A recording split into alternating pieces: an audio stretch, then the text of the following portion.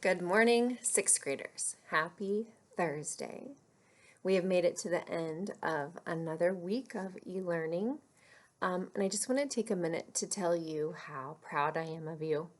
I know it's not the same as school, and I know it might be harder and just different and not what we're used to. But I am so proud that you are getting up every day and logging on and doing this work and turning in your assignments and making the best of the situation. I am getting almost 100% of you involved in every assignment. And I just really appreciate it and want you to know that I think you're awesome. So today I have one of my favorite picture books. I know I say that literally every time I read a picture book. But look how great this one is for what we were doing in science this week. So this picture book is called Carnivores, and it is by Aaron Reynolds, and it's illustrated by Dan Santet. And I hope you love this book, and it is perfect for our science lesson this week. If you need some AR points, I'm pretty sure this is worth a half a point, and you can find it on AR as you are working to meet that AR goal. So here we go with carnivores. The lion is known throughout the animal kingdom as the king of beasts. The great white shark is the most feared predator in the oceans, and the timber wolf's howl strikes terror into the hearts of fuzzy woodland creatures everywhere. But even savage carnivores get their feelings hurt.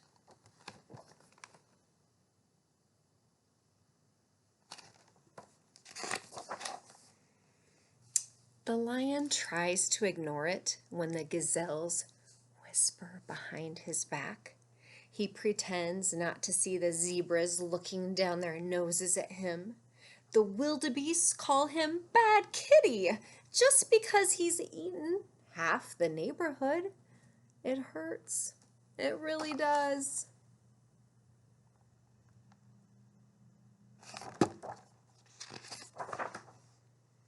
The great white shark, he gets such a bad rap.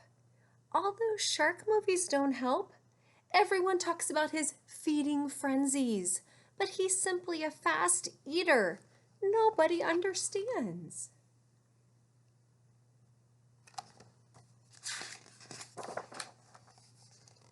And the timber wolf almost never eats little girls. That Little Red Riding Hood story is very misleading. The bunny rabbits always say, "Quit sneaking up on me." But he's not sneaking. He's merely a very quiet walker with vicious fangs and scary eyes. He can't help it.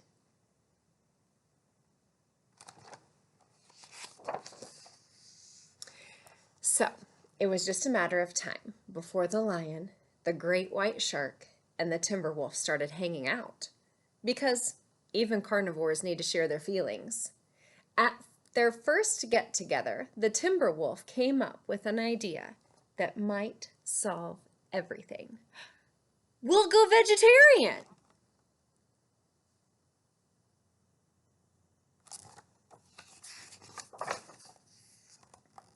The lion tried to enjoy his salad, but leaves and bark kept getting stuck in his razor-sharp teeth. The great white shark ate nothing but seaweed for a whole day, but it left a horrible kelpy aftertaste in his mouth.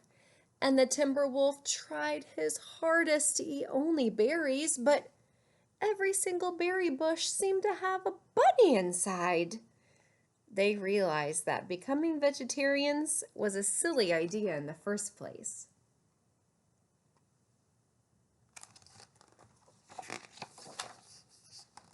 Before long, the great white shark came up with a fabulous new idea.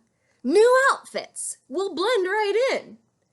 At first, The lion's antelope disguise worked out terrific. Everyone treated him so nicely, but when the other antelope smelled his zebra breath, it was all over.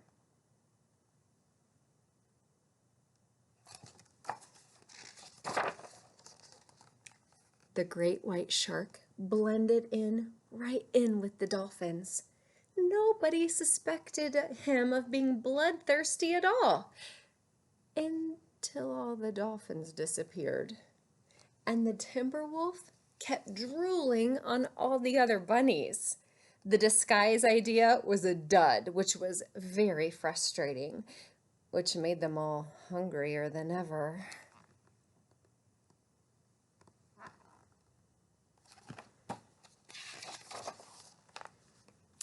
As a last resort, the lion invited the oldest and wisest carnivore he knew to come speak to the group. The great horned owl was happy to be included. "What should we do?" asked the lion. "Everyone is mean to us," said the great white shark. "I never know what to say," said the timber wolf. The owl smiled. "It used to hurt my feelings too, but now I remind myself I'm not bad. I'm a carnivore. Eating meat is just what I do."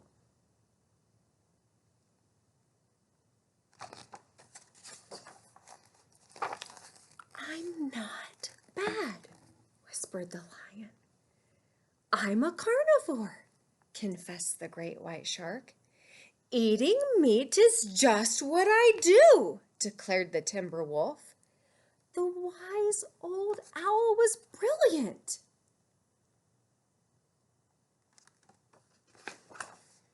It turned out he was also delicious.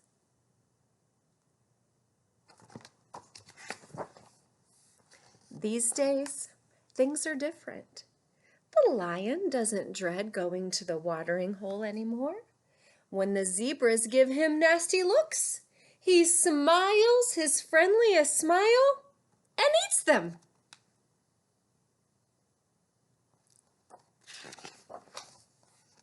The great white shark feels much better about gobbling up everybody in sight.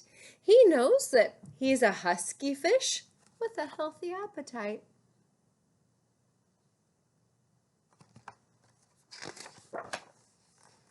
And when the timber wolf gets the munchies, he doesn't think twice about grabbing a handful of bunnies.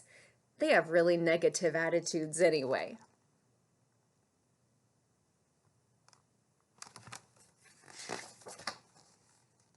After all, they're not bad. They're carnivores.